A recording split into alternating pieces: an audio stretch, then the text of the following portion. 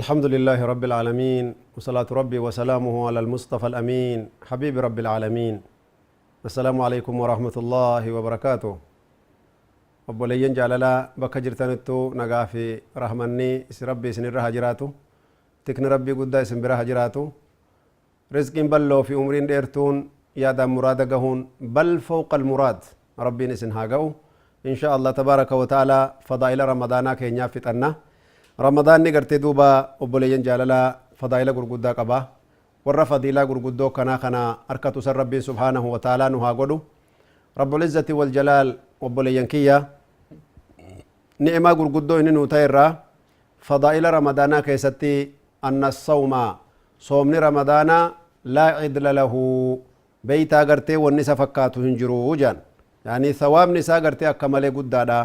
نميچتو غرتني إبادة ببردو صوم غرتني يعني ناهم إبادة ببردو جنان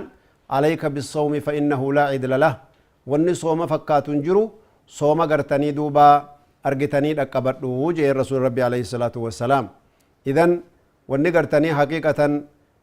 صومنا كيستي غرتي دوبا أرغتن وان غرغدو دو بوليين إسلاما نعم ربي قداتي ربي سبحانه وتعالى خيري غرغدو كيسنو كنجرا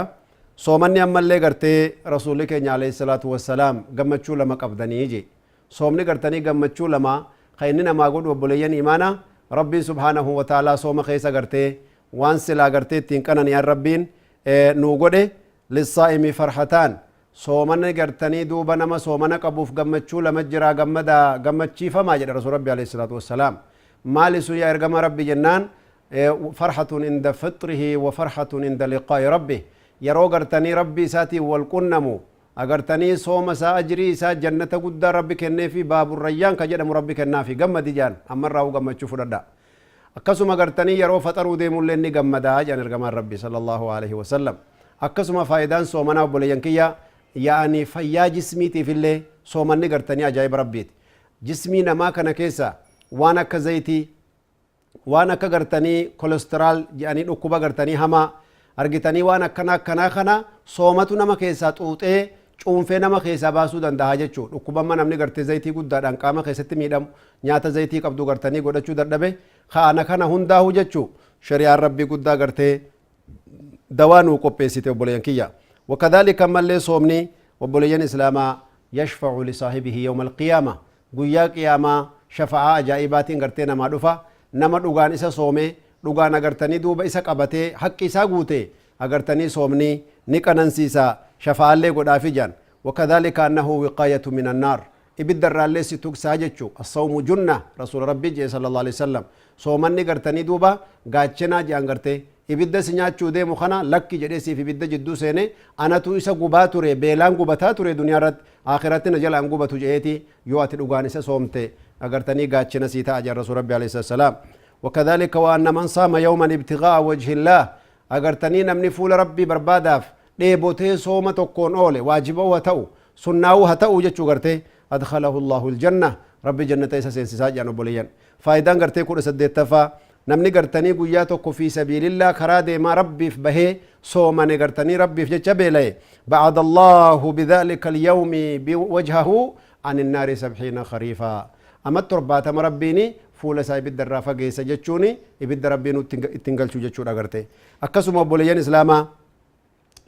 ajriin soomanaa dachaa rabbiin gartanii mu'minaa godhee jira irraa faayideeffachuu qabna obboleeyyan islaamaa akkasuma gartanii soomanni argitanii duuba namni soomana qabu jedhan ergamaan rabbi thalathu da'awaatin mustajaaba du'aa'iin sadii gartanii beeytaa mustajaabaadhaa hin deebitu jedhan garte waminhaa du'aa'u saa'imii inda fixri yeroo soomannu gartanii faxriidhaa deemnu yeroo san keessatti illee rabbiin kadhannee rabbiin keenya gartee haajaa teenya ta duniyaa ta ilmaan keenya ta warra keenya ta diinii rabbii guddaa ta ummata islaamaa ta ulamaa keenya rabbiif agartee yoo kadhannu wallahi rabbiin gartee si taqabbala gartee daayirektii waan barbaadde yeroo gabaabduu keessatti argattaa jechuudha wakadhalika soomni obboleeyyan islaamaa argitee wasiilatun littaqwaa wattaqarrubi ila allah rabbii guddaatti dhiyaachuuf agartee karaa gartanii rabbitti nama dhiyeessurraa بقوله تبارك وتعالى لعلكم تتقون wanni soomana waajiba isinit gooneef akka ayata duraanuu qaraane san agartanii duuba wanni waajiba isinit ta'eefi akka isin taqwaa rabbii argattaniifi fawaa'ida keessa jiru kanallee duniyaatti argata sababaa sodaa rabbii qalbii keessatti argattu amma hedduu namni wan nama gaafatu iimaana ni jaallanna sheekha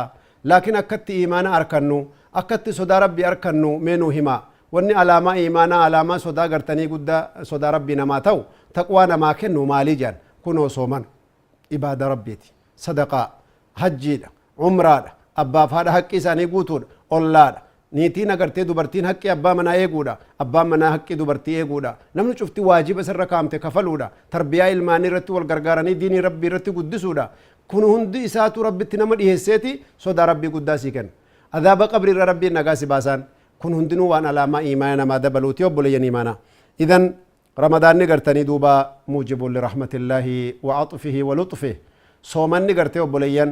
rabbiin rahmata isaatii fi agartanii bal'ina agartanii khayrii isaa rabbiin subhaanahu wa ta'aalaa walissii qabaa jechuudha akkasuma agartanii soomanni yuxfi'u naara shahwa wa yaqharu naara kadhalika yaani ma yujibu annaar waan ibidda agartanii sitti wajabsiisu sana sirraa dhaamsa yaani gartee ibidda shahwaa ibidda agartanii fasaadaa ibidda faashina waan akkana akkana kana qalbii keessa dhaamseeti wayuqarribuka ila rabbika tabaaraka wa ta'ala wayu'idduka liljannati wa maghfirati araarama rabbii guddaatiif si qopheessa jechuu wanni akkasii sun cuftii obboleeyyan waan ammaan tan agartanii qopheessuudhaaf nu barbaachisu وكذلك من فوائد رمضان وفضائل رمضان يجعل هذه الأمة كتلة واحدة يصوم جيرانك ويصوم أمتك ويصوم عالم الإسلام كما أنت تجوع يجوعون يعني قرتي أمتك أنا وحدة أمتا توكتشما أمتك أنا ولك أبي قرتينا ما جبيسا بولي يوم ما جتشونا قرتي إن هذه أمتكم أمة واحدة وأنا ربكم فاتقون كربي سبحانه وتعالى آية ساكي سدبت جتشون كوني هندنو قرتني وبوليان إيمانا صومني رمضانا كون قرتني دوبا قيان توكتيني بر قيا كودانين سيمزنا معاجان ميا جايبتنا لالا قيا كودان صومونا قم ججبدو دميو بوليان خاصة صومو سنة فاكا نمني برانيات ni ulfaatami sooma guyyaa ramadaanaa takkitti guyyaa kudhanii rabbi si hasaaba lianna alajra argite rabbii guddaa biratti ajriini alhasanatu biashri amthaliha khayrii takkitti hojjette kudhanii rabbi si deebi'a mi alhamdulillahi yaa obboleeyyan kiyya ni'ima rabbii guddaa salaata takkitti salaatti rabbiin salaata kudhan sii godha wallahu yudaa'ifu liman yashaa'u wallahu waasi'un aliim ayata keessa rabbiin laal yoo garte iimaana keetiif ikhlaasa keessirra arge ammoo rabbiin gartanii si heddummeeysaa barii je argite يعني يوم مو قرتي توحيدا كيتيف يقيني كان كي ربي رتي جباته مو يعني قياس مالي قرتي ربي سي قد ساجة شو بولينا آخرة كوني قرتني دوبا قرتي فضائل صومناتي ومن ذلك أيضا آداب الصيام آداب قرتني صومنا اللي أكسما قرتني بيكو قمنا على المسلم إكثار قراءة القرآن قرآن قرأوه الدميسون ذكري غنم أفقلقلا جالتشون وان ربي حرام ستو قد هند الرافقاتشون akkasuma gartee waan akka kijibaa waan akka namaaf nama walitti naquu waan akka gosaaf gositti jala deemu waan agartanii tokko dhiyeessanii tokko gartee achi fageessuu islaamummaa keessatti gartee wanni hin taane arrabaa waan hamtuu dubbachuu hojiidhaan illee gartanii ammaas waan agartee hamtuu dalaguu ijaan illee waan hamtuu laaluu rabbiin subhaanahu ta'aalaa nama hisaaba ammallee harkaan illee kasbii haraamaa dalagaan kee gartee akka waan rabbiin subhaanahu ta'aalaa hin jaallanne hin taane akka dalagaan kee haraama hin taane wallaahi waan ergamaan rabbii jedhamee laalaa obboleeyyan kiyya أيما لحم نبت من سحت فالنار أولى به لا حول ولا قوة إلا بالله ربي وبليا متى جبينا في قرى جبينا مع سيارتنا من قرى جبات ربي نورها تكسو فون مفرها تأو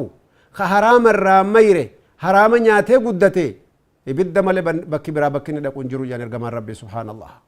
ربي قرتي كسبي كينيا حلالا وهاقود ربي نما كسبي انسا قرتني أركهم ماتلي ربي كسبي حلالها خير نوف اتهايات دانو والله وانا ربي كرني ربي الرادم ننجرو بوليا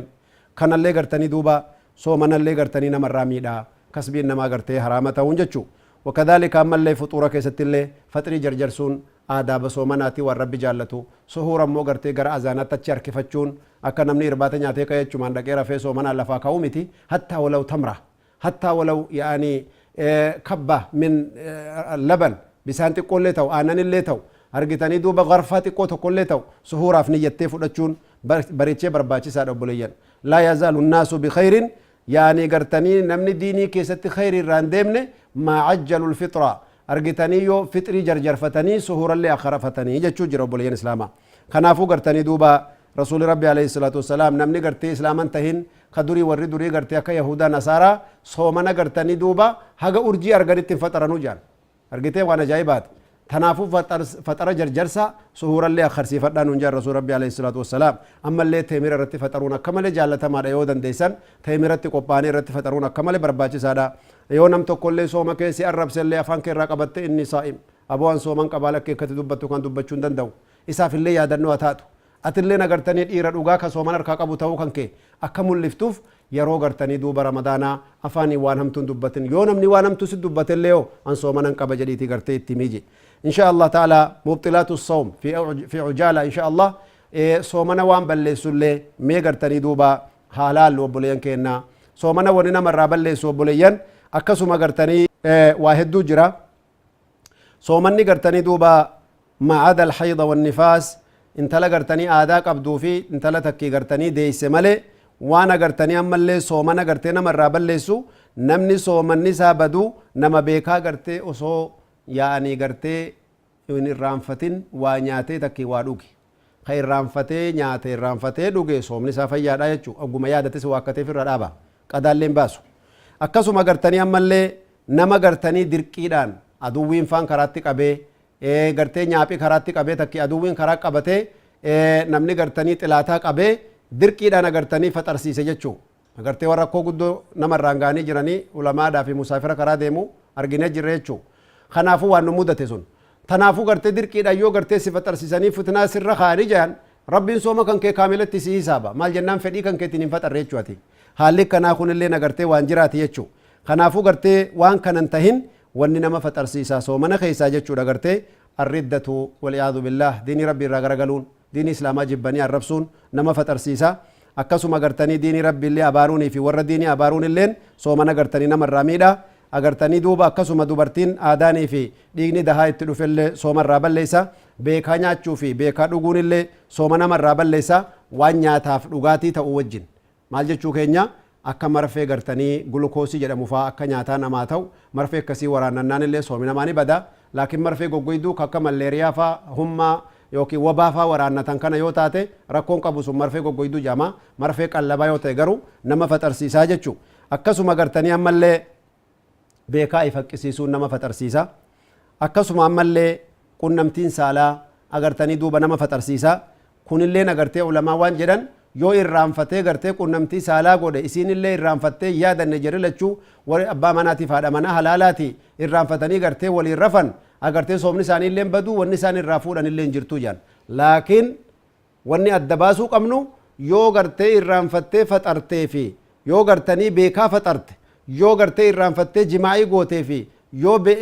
beekaa jimaa'ii goote dubbiin akka malee gargar jira namni beekaa gartee jimaa'ii godhe ramadaana keessa kaffaaraan isaa gurguddaadha jechuudha soomana guyyaa takkitti soomuudhaan sirraan baatu kaffaaraan isaa gartee ka quraanii dubbate sanii jechuudha gartee kanaafuu gartee yoo waan akkasiitiin goote yaani namni yaani saalli isaa gartanii yoo intala gartanii keesseene hatta hayawaanallee haa ta'uu jaan ulamaan haa akkasii saniinillee soomi namaanii badaa jaan beekuu qabna obboleeyyan hanqa walitti deebinu insha Allah khayri irratti wal arginu wa jazakumullahu khayran wassalaamu alaykum wa rahmatullahi wa barakatuh